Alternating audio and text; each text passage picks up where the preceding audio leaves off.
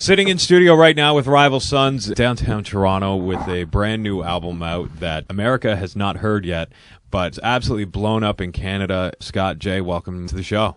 All right, man. Howdy. Thank you for having us. So you released an album called Pressure and Time in July of this past year. All of a sudden, I get a call from Dale who says, you got to hear this band, man. I'm working with these guys out of L.A. Nobody's really touched them in the States yet, but you and Paulie need to hear these guys. So we put it on. It's like, holy crap, dude. It's just like 1970 had a baby, and this is awesome. And so you come up with Pressure and Time. All of a sudden, it starts getting picked up. Hits FM in St. Catharines picks it up, and then we in Ottawa pick it up. You guys are, it looks like you're absolutely exploding in Canada. And being a band from Los Angeles, what's that like? It's actually a really cool thing. We came through here originally, when was that, 2 years ago? 2010. Summer 2010. Yeah, we came through with the Indie Race series. One of our earlier songs was part of the whole campaign, and we played the track and stuff. We played a place called Cherry Colas in Toronto. Just ended up falling in love with Canada really quickly. So after that, I mean, getting picked up here and having people appreciate us was real serendipitous. We already loved it here, and we're like, great, let's go back. Yeah, we fell in love. We fell in love with Toronto right away. Very easy to do. Being in LA and being a band, we're talking cutthroat. This is basically the music center. You've got New York and LA, the music centers of North America. How do you cut your teeth in a city where everybody's got a band and everybody's an artist and there's somebody playing every night? We're so inundated in Los Angeles and in Hollywood, and there's so many different bands. The market is so flooded. We kind of ignored LA it's to like a certain degree. You have to act like there's nothing going on. Yeah. Like you don't have any foes and there's nothing against you. You just go and you do it. And really, like in any scene, you've got you've got all your friends and all their friends and your band buddies that with their band and their friends, and it's just like any town in the world, any city in the world. You're just gonna throw a party, be it at the Roxy or your buddy's backyard or some rager in the mountains or something. What we did, like we'd throw like desert parties or mountain parties or beach parties, and I mean, LA is no different, Those clubs are there, but I think the hot spot for those clubs was obviously through the 60s and 70s where it became something, the Sunset Strip or whatever. And then the 80s, it became this ridiculous circus. So when we got to the 90s or whatever, like where we were really young kids and just starting to want to play out, that place was really kind of weird for us. It was like, I don't know if I want to play the whiskey. Well, yeah, all of those places, we look for the underground. We look for the house parties. We look for the good stuff, whereas all of those clubs and that scene, for the most part, it's really hot for the tourists and for the people who live outside of town. That said, we have had Conquest. Those are famous venues. We did, sell out the House of Blues a couple times in L.A. We did sell out the Roxy and make a little movie there, and it's there. But really, even now, we're in Europe so much, or we're in Canada, or we're in the UK. We're moving around, not in the States as much. When we go home, if we want to play, we have friends that throw clubs, and we'll just go play their club because we know how they do it, and they're going to do a great one. I'm not going to go deal with these promoters somewhere else. We're just going to go do it how we want to do it. We'll just pick their club, bring everybody out. Just to say, before we really get into it, this record, maybe the reason it sounds so much like an album and not a single related album is we made it in just about 20 days, recorded, wrote it in 20 days. So when we went in, we actually didn't have the songs written. It was a conscious decision to keep things very immediate and visceral and off the cuff. That way, things weren't being overwritten or overproduced and therefore maybe sounding a little watered down, like too much of the rock and roll that seems to be going around. All Over the Road was one of the few tracks that I had kind of an outline for in my head and had kind of played around. Didn't really have a lot of it. Just had this kind of like feel and idea that I guess I wanted to do something kind of like a Sly and the Family Stone, our kind of take kind of thing on it. And that's all I brought to the guys, kind of just a minimal form and kind of a feel. Yeah, we had that riff, and then right away Robin got a hold of it, the bass player, and he was definitely on that tip of the Sly and the Family Stone, like just make it a party. I grabbed it and I heard right away what was going on, and so I went outside and sat for a couple of minutes and wrote the melody and the lyrics and everything, and it just sounded like one of those songs that the music just sounded like a party. We just picture being in a Cadillac or something like that and some hot chicks. One of the most beautiful things about this song is Jay incorporates talking about sandwiches.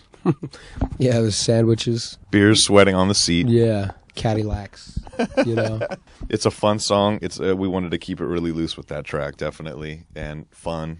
Because, I mean, a lot of rock and roll, when it becomes fun, you'll find out that it becomes very corny and almost like a bummer. So we didn't want to make it like corny fun, but we wanted to keep it loose.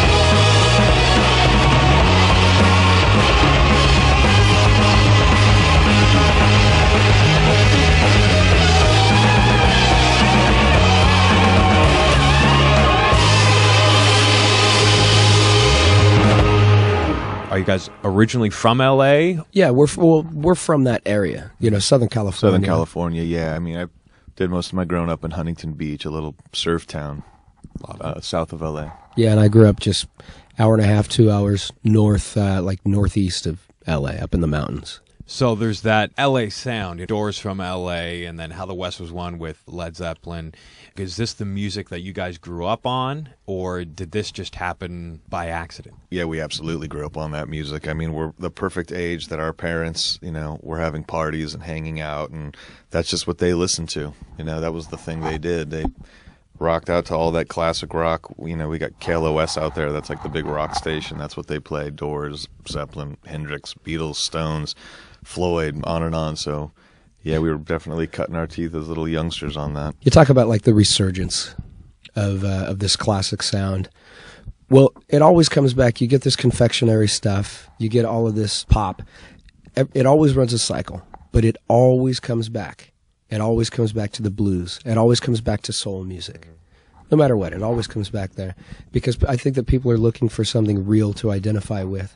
And blues and soul just strikes a very honest chord in people. So much that you look all over, you get it in Canada, you get it in the States, and you get it overseas in Europe. There are stations specifically designated for this genre of music. What other genre of music does that? All over the place. You get construction workers. What do they have on all the time? They have classic rock on. Katy Perry. Yeah. These labels nowadays are Yeah. ridiculous. It's really hard. Even the classic rock one, I think all these bands probably are thinking classic rock. I mean, we're a rock and roll band. Do we have to be designated as classic rock? For sure, the grunge bands are all going, grunge. I'm not part of this whole thing, we're just doing what we do, so I don't know. I think, it's probably still going to get called classic rock, I would think, Pearl Jam they already are classic rock. They're already on, that format. Soundgarden too. I don't actually think the bands that we listen to now as classic rock are going to go away anytime soon. I think they'll still, 50 years, they'll still be playing those, and they'll just incorporate bands like that we're talking about into it. The Jack Whites and the Black Keys and... It's really hard to imagine. If blues and soul goes away, it will come back.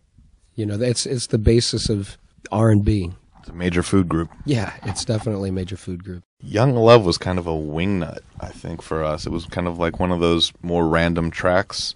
They had this riff going on right away. Like, I'm a big, big fan of the Animals. Yeah.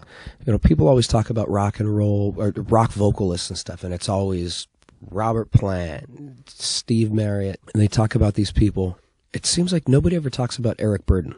Even Steve Marriott, not so much. Yeah. It's always Jim Morrison, Robert Plant. Yeah. Like, the really, really obvious ones. So I got it in my head right away. For me, writing this is going to be my ode to the Animals. Write that kind of a story. On our way home from the tour, like we were on a 4-week tour right before we got home, and to make the record, we basically got home, dropped our bags, went in the studio, and made the record. But the whole ride home, we were cranking the Animals and going, yes, this is very right. This is a big influence for us. So right when Chase started to lay this track down, I was looking at him, and I was just laughing because we were going, that shit is so Eric Burdon. I love it, dude. Give it to him.